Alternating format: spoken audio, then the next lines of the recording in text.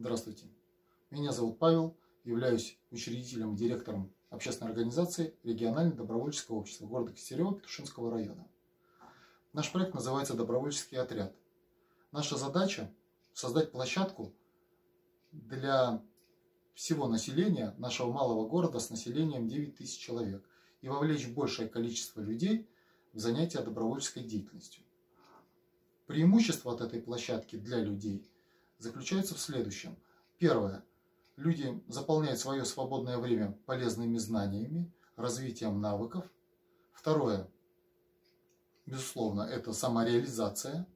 Третье. Самоопределение с выбором будущей профессии, потому что мы знаем, что добровольчество является основой в профориентационной теме. Четвертое.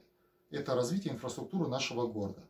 Посредством объединения людей в добровольчество мы сможем больше вовлечь активных людей, и на выходе они смогут реализовать свои личные инициативы, воплотить свои мечты в виде мини-проектов, тем самым улучшить качество жизни наших граждан. Спасибо.